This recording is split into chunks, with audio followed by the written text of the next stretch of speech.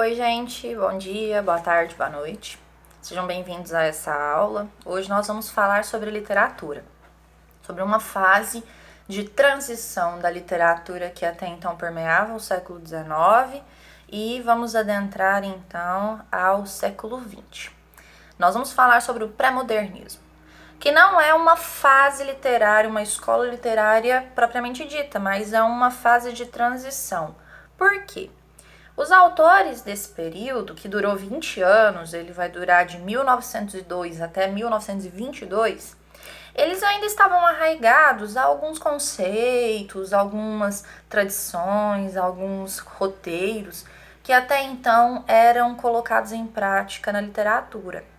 Só que, mesmo ainda seguindo alguns tradicionalismos que reinavam até o século XIX, os pré-modernistas eles vão começar a mostrar nos seus textos uma inovação, um jeito novo de fazer literatura, um jeito novo de se escrever. Então, o pré-modernismo ele vai trazer três coisas muito diferentes que até então não eram observadas ou então eram feitas de forma precária. A primeira coisa, nós vamos ter no pré-modernismo uma visão do brasileiro de uma forma mais realista e mais objetiva. Mas não como foi feito no realismo. Porque no realismo, a descrição do indivíduo, a descrição do ser humano, ela era feita mais focada no homem urbano, no homem que vivia na cidade, né? Então, no pré-modernismo, a descrição do homem, ela vai estar focada no sertanejo. Tá? Então, nós vamos ter uma descrição mais regionalista, voltada para o interior, para o sertão.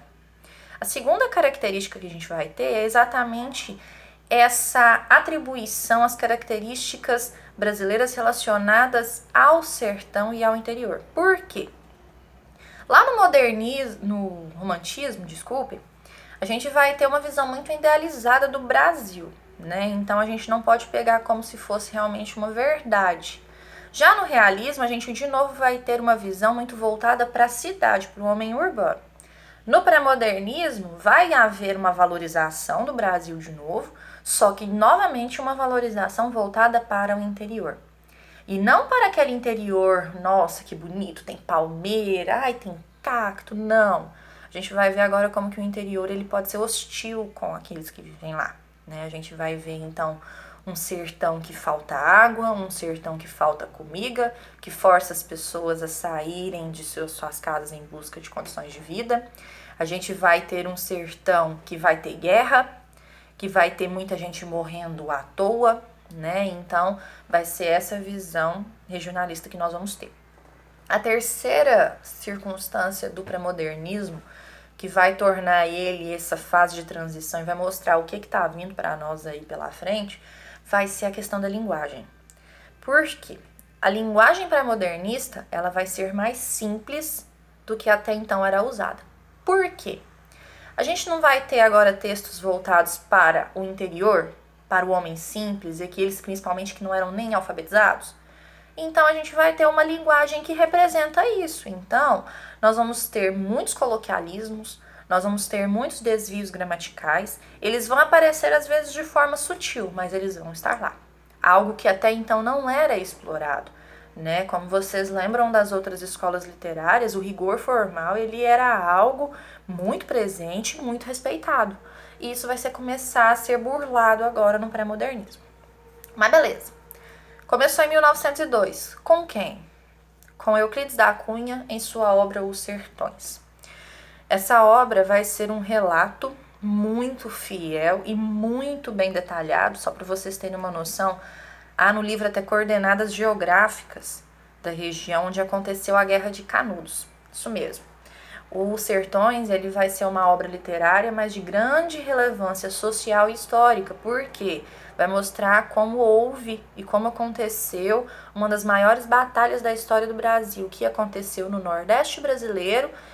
Uma das pessoas de grande nome foi o Antônio Conselheiro, né, que conseguiu fazer com que várias pessoas se rebelassem contra o Estado naquela época.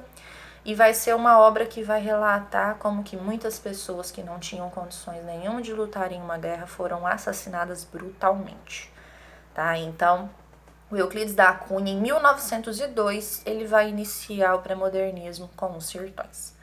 Mas e outros nomes? Quem mais vai participar desse movimento? Quem mais vai ter força e vai ilustrar para nós? O nosso outro grande nome vai ser um cara chamado Lima Barreto, com essa obra aqui, ó, Triste Fim de Policarpo Quaresma. Gente, essa obra, ela é muito interessante, é um dos meus livros favoritos, eu indico para vocês, porque além de ser uma obra que critica a dependência política, como que as pessoas às vezes elas endeusam seres políticos que na verdade não são nem um pouco competentes, essa obra vai mostrar que o Brasil ele pode ser realmente um país de muitas proezas, de muitas riquezas, de muitos detalhes bonitos, mas também é um país com defeitos, né? Então, por exemplo, a visão romântica do Brasil vai ser feita lá, Minha Terra tem Palmeiras, onde canta sabiá. Nossa, o Brasil é lindo demais.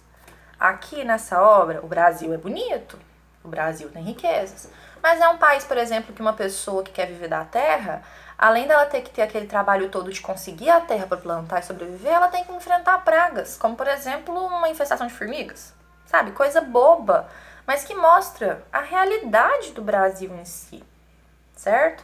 E aqui o Policarpo Quaresma, ele vai ser um homem totalmente apaixonado pelo Brasil, mas que alimenta uma visão idealizada.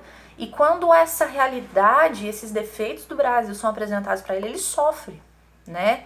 E ele, por ser muito apaixonado, ele vai endeusar os representantes do Brasil. E esses representantes não dão nem aí para ele, não dão a mínima para o que ele pensa, né? Então isso aí é uma coisa que ele faz sofrer também. Então a gente vai ter aqui uma crítica social muito dura.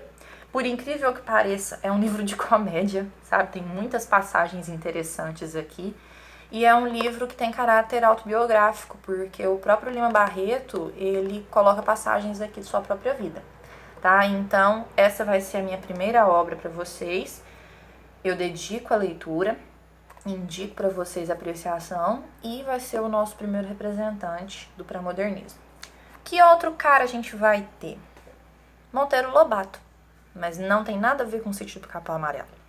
Todo mundo conhece Monteiro Lobato pelas Reinações de Narizinho, pelo Emiliano Paes na Gramática, né, pela sua literatura infantil. Só que no pré-modernismo, o Monteiro Lobato vai estar representado por essa obra aqui, ó, Urupês. Urupês vai ser o seu romance que vai apresentar para o Brasil uma das personagens mais famosas de sua literatura, o caipira Jeca Tatu. Isso mesmo. O Jeca Tatu, que foi muito bem representado, né, pelo Mazzaropi na década de 50, ele vai ser criado nessa obra aqui. Só pra vocês terem uma noção, Urupês é o nome de um verme que dava lá, de um fungo que acometia as pessoas no Nordeste, no sertão.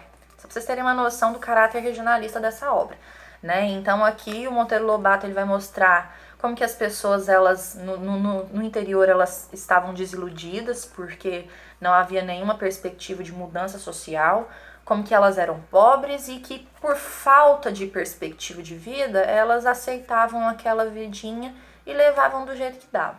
Então, qual que é a imagem que a gente tem do Jeca Tatu? Uma criatura desanimada, com o pé descalço, mordendo capim e que não faz nada de útil da vida.